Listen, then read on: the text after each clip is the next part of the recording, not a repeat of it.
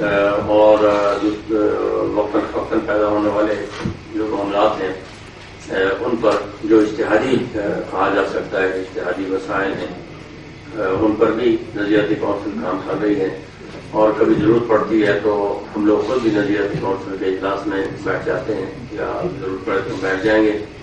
تو اس طرح سارے معاشرے میں ایک ہم آہنگی پیدا کرنے کی ہم کوشش کر رہے ہیں. تو یہ مختصر وضاحت ہے. کوئی اور بات آپ سے خیال نہیں ہے کہ میں سے نہیں ہوں.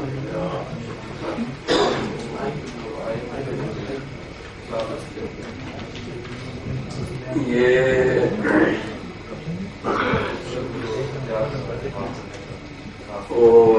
وہ پہلے آئین میں نہیں تھا، لیکن ہم نے جب میں صدر تھا تو اس وقت ہم نے ایک گورنمنٹ آرڈر کے ذریعے یہ کہا تھا کہ دیت اور قصاص کے معاملات میں صدر کو یا حکومت کو کوئی اختیارات نہیں ہونے چاہیے، معافی کے اختیارات نہیں ہونا چاہیے. تو بعد میں پھر وہ آئین کا حصہ بن گیا. لیکن ہم نے اسی وقت جب میں صدر تھا اسی ٹرم میں، تو اس وقت ہم نے شروع کیا تھا کہ اسلام میں تو کوئی اختیارات نہیں ہیں، صدر مملکت کو یا وزیر اعظم کو اختیارات نہیں ہیں. تو اس لیے وہ آئین میں اس دفعہ تبدیل کر دی گئی ہے، اور وہ جو اسلام کا منشا ہے اس کے مطابق کر دیا گیا. یہ بھی بڑی انقلابی تبدیلی ہے موجودہ دنیا کے نظام کے نقطہ نظر سے.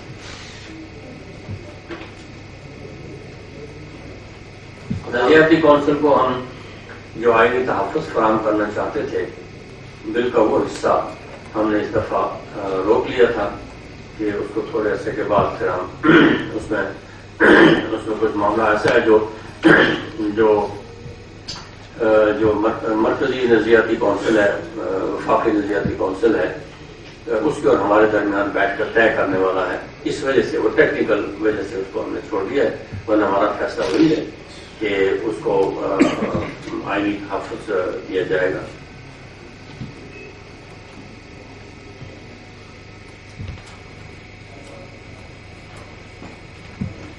عدالتی نظام کو اسلامی تقاضوں کے مطابق بنانے کے لیے بالکل اس کے لیے بھی جو سفارشات انہوں نے کی ہیں، نظریاتی کونسل پاکستان نے کی ہیں، ان سفارشات پر بھی ہم عمل درآمد کریں گے.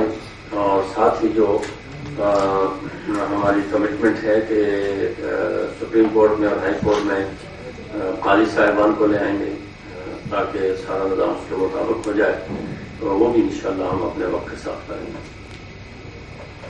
قاضی صاحبان کے اس مقصد کے لیے تربیت کا بھی انتظام کیا جا رہا ہے. یہ تربیت کا اسلامی یونیورسٹی میں بھی ہو رہا ہے، اور ہم ان کو سعودی عربی بھیجنے کا کر رہے ہیں، کوشش کر رہے ہیں کہ لوگ کچھ عرصے کے لیے وہاں جا کے دیکھیں خود کہ وہ کس طرح فیصلے کرتے ہیں، جہاں قاضی کا نظام بڑے عرصے سے چل رہا ہے، بڑا مؤثر طریقے سے چل رہا ہے.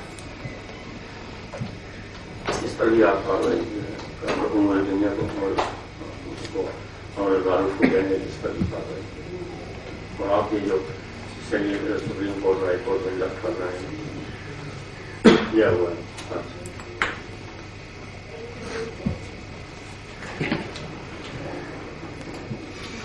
قانون کے یہ سارے حصے، سول لا، کرمنل لا اور لا آف ایویڈینس، یہ سب جو ہے یہ پورے اصلاح کریں گے. جو چیزیں متصادم نہیں ہیں، مثلا سول لا میں کئی چیزیں ہیں جو متصادم نہیں ہیں اسلامی قوانین کے ساتھ، جو متصادم ہیں ان کو ٹھیک کریں گے، جو متصادم نہیں ہیں وہ رہیں گی. تو اس میں ایک طبی لاز بھی آ جاتی ہے ساتھ ہی، تو یہ فی بین کی طرف سے جو اسلام کو دی ہے سارا کچھ طبی لاز ہو گیا، یہ سب آ جاتے ہیں. آپ کنفرم آ جاتے ہیں فیملی لا میں اس میں سب آ جاتے ہیں. اب تک 48 سفارشات کو قانونی شکل دی گئی ہے. یہ 52 کا 40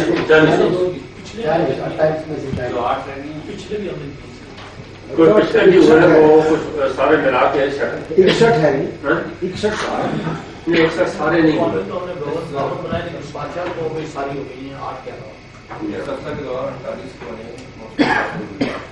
یہ 48 اسمبلی کو رسول ہوئے.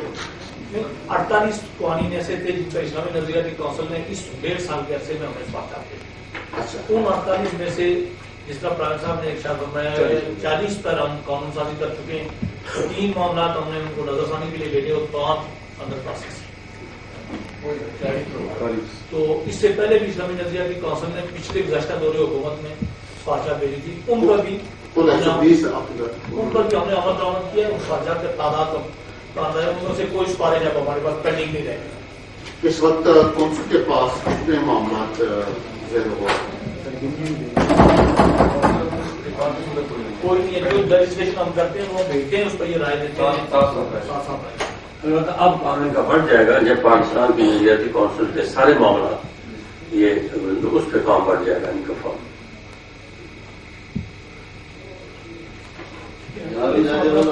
آپ نے فرمایا کہ یہ زکوٰۃ اور صلاۃ کے بارے میں کام ہو رہا ہے، اس سلسلے میں یہ بنو ہاشم پر بات جو ہے یہ حرام، اس سلسلے میں بات کی کہ اس کا بارے انتظام بنو ہاشم کے بنو ہاشم تو اب سوائے میرے شاید سارے لیتے ہیں، تو لیکن یہ ہے کہ اس کے لیے کچھ لوگوں نے تو فتویٰ دے کے جائز کر دیا ہے، اور اس لیے کہ غریب لوگ ہیں، مستحق لوگ ہیں، تو ایسی صورت میں بعض باتیں اضطراری کیفیت کی بنیاد پر جائز کر دی گئی ہیں، لیکن اس کا ابھی تک ہم ارادہ کر کچھ نہیں سکے۔ اس کے لیے شاید ہم کچھ رقم ارادہ مختص کر دیں، یہ اچھا ہوا آپ نے جان دلا جی اوقاف سے یا کسی اور مال سے پیسے۔ یہ زکوٰۃ کا جو نظام یہاں چل رہا ہے اس کے بارے میں بہت سی شکایات لوگوں کو ہیں، لیکن اس کا وہ امپیکٹ ابھی تک سامنے نہیں آیا ہے جو اس کی وجہ سے ہونا چاہیے۔ اس پر بھی کوئی غور کیا گیا کہ کیوں نہیں ہو سکتا؟ اس کی بڑی وجہ اس پر بہت مشق کی گئی ہے جی۔ اس کی بڑی وجہ ایک تو یہ ہے کہ غیر تربیت یافتہ لوگ ہم نے لگا دیے ہیں زکوٰۃ کے نظام میں، اور ہمارے پاس چارہ ہی کچھ نہیں ہے، راستہ ہی کوئی نہیں ہے سوائے اس کے، کیونکہ کوئی پہلے سے سینکڑوں تربیت یافتہ لوگ ہمارے پاس ہیں نہیں، اسی ان کو تربیت دے رہے ہیں، جو لگائے گئے ہیں ان کو تربیت دینے کا انتظام کیا جا رہا ہے کہ وہ سمجھے کہ یہ زکوٰۃ ایک دینی فریضہ ہے۔ ابھی تک تو معاشرے میں زکوٰۃ کو دینی فریضہ نہیں سمجھا جاتا، بلکہ اس کو محض ایک اضافی امدادی کام سمجھا جا رہا ہے کہ مل گیا نہ ملا۔ تو اس پر لوگوں کو ایجوکیٹ کرنے کی بڑی سخت ضرورت ہے، اور اس کے لیے بھی انتظامات کیے جا رہے ہیں کہ لوگوں کو ایجوکیٹ کیا جائے۔ یہ صلاۃ و زکوٰۃ کا جو ہم اکٹھا کرنا چاہتے ہیں، اس کا ایک پرپز یہ بھی ہے کہ ایک ہی سینٹر میں صلاۃ و زکوٰۃ کے بارے میں ایجوکیٹ کیا جائے لوگوں کو، کہ لوگ دینے والے بھی سمجھیں گے دینی فریضہ ہے، لینے والے بھی سمجھیں گے دینی فریضہ ہے۔ تو اس میں کچھ وقت لگے گا، لیکن ہم اس رخ پر چل پڑے ہیں اللہ کے فضل و کرم سے۔ پھر اس میں سیاست بھی آ جاتی ہے۔ دیکھیے سیاسی حکومتیں ایسا کرتی ہیں کہ اپنے پسند کے لوگوں کو بیچ میں لگا دیتی ہیں، اور وہ سیاست کی بنیاد پر پھر زکوٰۃ کو استعمال کرتے ہیں۔ اس کا بھی بہت خرابی اس وجہ سے بھی ہوئی ہے، جس کا ہم آہستہ آہستہ تدارک کر رہے ہیں، اور لوگوں کو سختی کے ساتھ میں نے ذاتی طور پر بلا کے جو ذمہ دار لوگ تھے ان سے حلف لیا، ان سے وعدہ کروایا کہ وہ اس کو دینی فریضہ سمجھ کے کریں گے، اس میں کوئی بدیاتی نہیں کریں گے، وغیرہ وغیرہ۔ جتنی بات ہم اس معاملے میں کر سکتے ہیں اتنی کرنے کی کوشش کریں جی۔ یہ ذاتی کے بیٹوں سے جو زکوٰۃ کاٹی جاتی ہے، اس کا صاحب جو اماؤنٹ جمع ہوتی ہے سال میں، وہ آزاد لوگوں کو ہوتی ہے کیا؟ نہیں، جو کاٹی جاتی ہے وہ تو ہمیں وہ ہمیں ناول وزیراعظم یہ تصفیہ کا انتظامیہ سے زیادہ نہ ہونا انصاف کی راہ میں رکاوٹ بن رہا ہے، تو اس سلسلے میں کیا پتہ نہیں بن رہا ہے کہ نہیں بن رہا ہے۔ بات یہ ہے کہ ہم ترقی پذیر ملک ہیں، یاد رکھنا چاہیے، اور غلامی سے نکلے ہیں۔ غلامی کی تمام لعنتیں ہمارے اندر بدرجہ اتم موجود ہیں۔ آزادی کی کوئی نعمت، کوئی آزادی کا کردار ہمارے اندر موجود نہیں ہے۔ اگر اس میں عدلیہ کو میں تو خود اس کا بڑا شوقین تھا، لیکن اب ایسا لگتا ہے کہ جب تک سسٹم کنٹرول میں نہیں ہوگا اس وقت تک ہم اس میں اچھائی پیدا کرنے کے بجائے خرابی پیدا کر لیں گے۔ تو اس لیے اس کو آہستہ آہستہ کر رہے ہیں یہاں، بلکہ تھوڑی سی زیادہ سہولت ہے، اور اس سہولت کا جو سزا گورنمنٹ کو بھگتنا پڑ رہی ہے وہ بھی آپ روزمرہ دیکھتے ہیں کہ تبادلہ نہیں کر سکتے، تقرری نہیں کر سکتے، ترقی نہیں دے سکتے، جس کو جو مرضی آتی ہے کرتے، اسی کی آزادی ہے۔ تو یہ آزادی کا کچھ ناجائز فائدہ بھی اٹھایا جا رہا ہے، اس لیے ہر چیز کو کنٹرول طریقے سے کرنا پڑے گا تاکہ آزادی بھی حاصل ہوتی رہے اور ہم بے آرامی کا شکار ہو کے اپنے ہریانہ بگاڑنے کے. آپ نے فرمایا ہے جی کہ ہائی کورٹ کچھ معاملات میں مداخلت کر رہی ہے، تو اس سلسلے میں حکومت سپریم کورٹ میں اپیل کر رہی ہے. یہ معاملہ مداخلت کی بات کچھ ان معنوں میں نہیں، لیکن کچھ باتیں ایسی ہیں جو دنیا کے جمہوری ممالک میں نہیں ہوتی، جیسے ہندوستان میں نہیں ہوتی، پاکستان میں نہیں ہوتی، اور یہاں ہونے شروع ہو گئی ہیں، اور وہ طے شدہ امور ہیں. مثلا یہ کہ سروسز کے کچھ معاملات ہیں جو طے شدہ ہیں، ان میں کوئی جورسڈکشن ہونے کے باوجود لوگ اس کو اختیار استعمال نہیں کرتے، اسی لیے سروسز کے معاملات کا ایک طریقہ ہے، مگر اس میں بھی اب انہوں نے کارروائی کرنا شروع کر دی ہے. ترقی و تعمیر کے کچھ معاملات ہیں جن میں باقی کسی جگہ ملک میں نہیں ہوتا، لیکن ہمارے یہاں ہونا شروع ہو گیا ہے. تو اس کو ہم تیاری کر رہے ہیں کہ ساری چیز کو بنا کے تو ہم سپریم کورٹ کو ریفر کریں کہ اس طرح ہمیں بتائیں کہ ہم کیا کریں. جناب وزیر اعظم، یہ زکوٰۃ کا سسٹم جو اسلام میں ہے، معاشی نظام کے اندر رکھا گیا، تو اس کا مقصد تو یہ تھا کہ محتاجوں کی اور ضرورت مندوں کی کمی واقع ہوتی رہے اس زکوٰۃ کی تقسیم کے سسٹم سے، اور تعداد بڑھ گئی ہے. تو ہماری تو میرے خیال میں بڑھتی ہے، لیکن یہ گھٹتی بھی نہیں ہے، بڑھ گئی ہے، اسی کے ہر شخص محتاج ہو گیا. تو یہ اگر اپنے جو حلقے ان کے ہیں تو ان میں لوگوں کو اس انداز سے یا اس نقطہ نظر سے تقسیم ہوتی کہ ایک آدمی اگر آج محتاج ہے تو کل وہ صاحب نصاب خود بھی ہو جائے، جو اسلام کا بنیادی نقطہ نظر اس سلسلے میں ہے کہ ایسے آدمی کو اتنے پیسے دیے جائیں کہ وہ کوئی چھوٹا موٹا کاروبار کرے تو اگر اس سال اس نے زکوٰۃ دی ہے تو وہ سال 2 سال بعد وہ خود زکوٰۃ دے. تو اس طرح سے کوئی سسٹم اگر قائم ہوتا تو میرے خیال میں وہ خدمت ہو سکتی ہے. گزارش یہ ہے کہ یہ باتیں سب ہم سے پہلے زکوٰۃ کا نظام جب سے نافذ ہوا ہے، یہ بارہا ان پر بحث ہوئی ہے اور کئی تجاویز مرتب کی گئی ہیں یہ سب، لیکن اب تجربے سے ہی لوگ سیکھیں گے اس ساری بات کو. ہم اس سسٹم کو تھوڑا سا امپروو کرنا چاہتے ہیں. ایک تو جو پیشہ ور یا مسلسل محتاج ہیں یا جو محتاج رہنا ہی چاہتے ہیں، تبدیلی نہیں کرنا، ان کی لسٹیں بنا رہے ہیں. ان کے لیے کوئی نظام مرتب کریں گے کہ جیسے پینشن کا سسٹم ہے کہ وہ پاس بک پر ان کو پیسے ملتے ہیں، ایسا نظام بنائیں گے.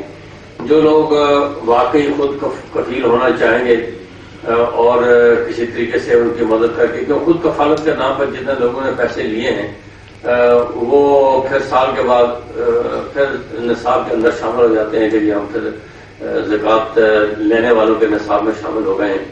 تو اس کو ناجائز استعمال کیا ہے اس کا بالعموم. اب میں نے آپ کو بتایا تھا کہ بڑی بات اخلاقی پستی ہے جس سے ہم نہیں نکلے ہیں کہ ہم کسی چیز کا تقدس ہمارے نزدیک ہم نے قائم نہیں رکھا ہے، نہ زکوٰۃ کا، نہ عشر کا، نہ صلاۃ کا، نہ کسی چیز کا. ہر ایک میں خرابی واقع ہو رہی ہے. تو ایجوکیشن بھی ساتھ ساتھ کر رہے ہیں. ہماری ذمہ داری ہے کہ ہم لوگوں کو ایجوکیٹ بھی کریں اور اس پر عمل درآمد بھی کر رہے ہیں. تو انشاءاللہ اس کی اصلاح بھی کر رہے ہیں. جناب وزیر اعظم، آزاد کشمیر میں بیت المال کا نظام قائم کیا جاتا ہے.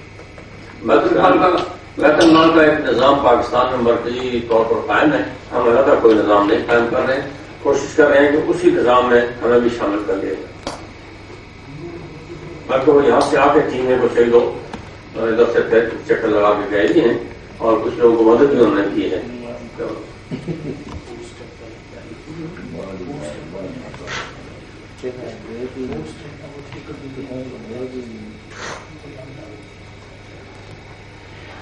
یہ جناب وزیر اعظم،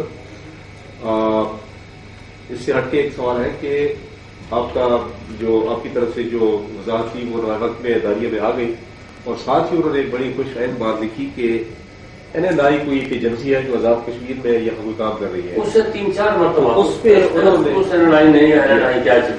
نے بین لگا دیا ہے. اور اچھا کیا جی، یہ بہت خوش آئند اقدام کیا. اور میں تو سمجھتا ہوں کہ خود اخبارات کے اندر کوئی احتساب کا نظام ہونا چاہیے کہ جو اخبارات، چلو اس خبر کا غلط ہو جانا کوئی حرج کی بات نہیں، ساری دنیا ہے غلطی ہو جاتی ہے، خبر غلط مل گئی، لیکن جو خبریں مثلا بعض خبریں ایسی آ رہی ہیں کہ جس سے ایسا لگتا ہے کہ پاکستان کے اندر کوئی پاکستان ہندوستان کی جنگ گویا کہیں ہو رہی ہے اور ہم کروا رہے ہیں. ایسی خبریں، بعض خبریں ایسی ہیں کہ میں پاکستان کا دشمن ہوں. اب جو اخبارات مجھے پاکستان کا دشمن دکھے گا تو مجھے بتائیے کہ پھر وہ اس ملک کے اندر کیا اور باقی سمجھتا ہے کہ رہنا ہے. تو اس طرح میں نے تو یہ بھی درخواست کی ہے ان لوگوں سے جو متعلقہ لوگ ہیں کہ اخبارات ہم تو نہیں کر سکتے، ہم کریں گے تو اخباری برادری جو ہے وہ ساری مل کے ہمارے خلاف اکٹھی ہو جاتی ہے. تو اخباری برادری خود اگر اپنا احتساب موقع سے کوئی قائم کر دے اور وہ دیکھیں کہ کیا خبریں دانستہ، ایک تو ہے نا کہ کوئی خبر واقعی ہے تو چلو ٹھیک ہے، اول تو وہ بھی دیکھنا چاہیے کہ مصلحتاً ملک کے مفاد میں ہے کہ نہیں، اس کو چھاپا جائے، کیونکہ بہت باتیں لوگ ذاتی زندگی میں کرتے ہیں جس پر اللہ تعالیٰ پردہ ڈالتا ہے.